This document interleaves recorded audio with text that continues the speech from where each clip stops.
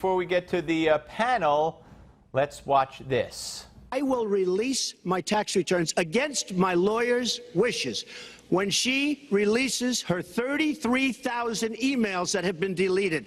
As soon as she releases them, I will release my tax returns. Almost every lawyer says you don't release your returns until the audit's complete. When the audit's complete, I'll do it. But I would go against them if she releases her emails. All right, yeah, hold your breath on that one, folks. Welcome back. Joining us now on the political panel, the Malzberg political panel, that is Brent Budowsky, writer for The Hill and former aide to Senator Lloyd Bentsen, and Sam Nunberg, former Trump campaign advisor. All right, so Sam, let's first talk in generalities. How did Donald Trump do yesterday, and how did Hillary do? Well, first let's go over Hillary. I think that Hillary had to did a lot. She checked a lot of boxes. She's able to re-energize her base. I think that she did a lot to reach out to millennials. I think she certainly is going to energize the African-American community when she talked about Donald's comments. And I think that she got over her qualifications that she's running on and her experience. Where I thought Donald did very well was in the beginning, obviously, on trade. I'm not so sure, though, Steve, in this debate, they're saying, well, the first 30 minutes of the debate are what matters. I think people watch this debate. They watched a lot of it because of, the massive interest. And Donald's worst section was that section, when you got to 31 minutes to like an hour 15, where he seemed a little lost or all over the place on cybersecurity and things. And then, obviously, I would have liked if Donald mentioned Benghazi. I would have liked if Donald had mentioned some of her other deals, that she's done in her, she talks about experience. He's got to talk about the results of her experience. Right. Well, he did say you have experience, but it's the wrong kind. I thought he was very strong there, as well as everything on the economy and trade, like you said. And then at the end, he finished up very, very strong. Yeah, he certainly did. And he kept himself from going after the Clinton women, which I think is in reserve now, especially since Hillary's going to put this Miss America surrogate out there for herself. And by the way, it's not Jennifer Flowers. It's not any of Bill's infidelities. No. It's people like Juanita Broderick, people like Kathleen Willey. Yeah. Who Hillary facilitated. Hillary was a co-conspirator on, and even intimidated these women. So, Brent, how do you think the two candidates did? Well, these are my hands shaking at the prospect that Donald Trump brings the women issue back to the fold. He ain't going to win. No, I thought Hillary did exceptionally well. I think Sam is right that Trump did well on trade, but then it went straight downhill from there. I found Donald to be low energy, to use a phrase. I thought he looked tired and fatigued. And maybe I wonder a little bit about his health or his capacity to keep a mental focus for an hour and a half. Yeah, right. Yeah, well, you get the idea. So what do you think of? I think he did a poor job when it came to, like Sam said. He brought up cybersecurity. The natural segue in that is to turn it into, we're talking about foreign countries hacking us and the DNC, et cetera, and you took the risk and exposed top secret classified information. That's what he should have done. Made it all about Hillary's emails. Right. He missed that, and he missed a lot of boats. But having said that, it was Hillary who felt she needed to get into the gutter and fired the first shot in a debate about, whoa, you said this about women. Donald Trump was this close to coming back and saying, I said something about women? You have the chutzpah to say I said something about women? Let me tell you a story about women. And you think that's not going to resonate with an audience and women out there who don't even know about Bill Clinton and what Hillary have done to women? Brent, you're living in a fantasy. Well, and let's just go on that, too. By the way, Lena Dunham of Girls fame. We know different women, my friend. But, well, let me just talk, Brent. We're not talking about women of the age that grew up with Clinton. We're talking about when Hillary Clinton references the Bill Clinton presidency, and you have these young millennial women, or you have young millennial men, let's say, and she's underpolling with them. I think you would admit that.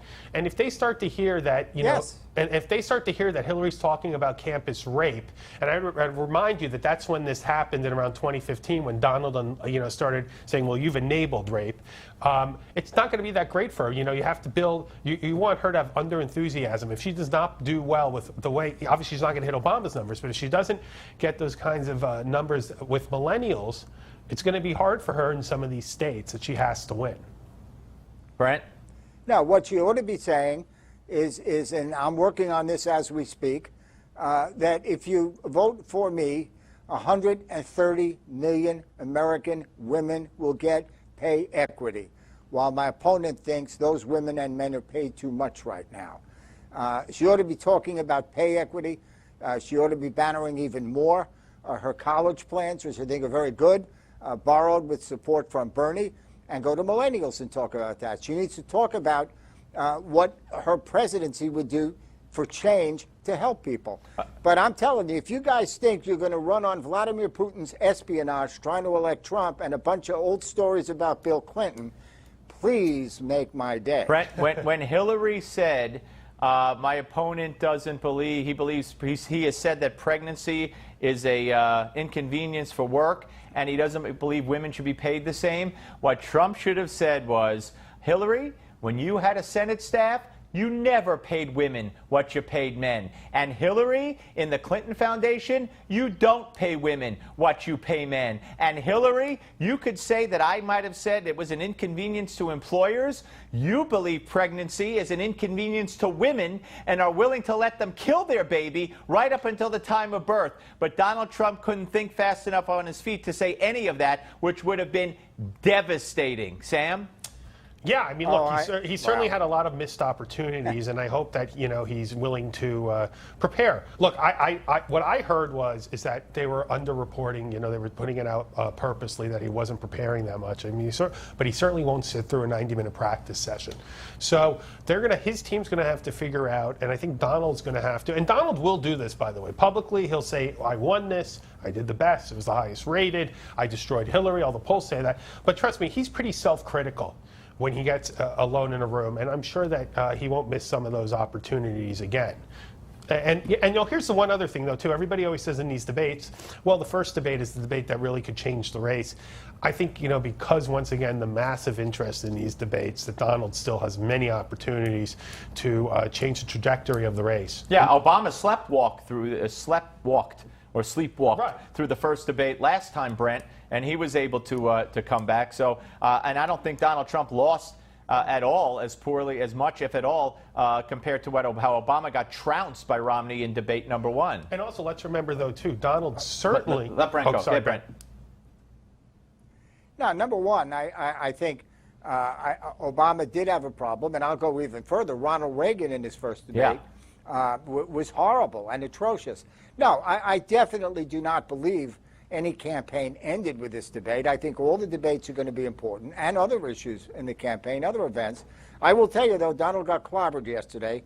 Number one, if he ain't going to prepare for debate, how is he going to prepare to deal with his friend and supporter Vladimir Putin and ISIS terrorists? Well, of course we know that it was Hillary who set the reset button on Russia. It was Barack Obama who whispered to his good friend Medvedev, "Tell my good friend Vladimir that I'll have more leeway after the election." And in fact, he did, as he stood by and let Vladimir Putin take Crimea. So you could cloud the issue all you want. We don't have time. We're out of time. We're out of time. Hold on a second. Brent, Sam, I thank you both. I can't make the clock give me more time, but I appreciate talking to both of you. Now, I love that Vladimir Putin stuff. Donald Trump's good friends. And while Obama gives money, billions of dollars, to the biggest perpetrator of terror in the world, Iran, and Donald Trump said something good about Putin, forget what Obama has done and is doing. Anyway, John Zogby is next. Plus, give me 5. It's all straight ahead. Don't go away.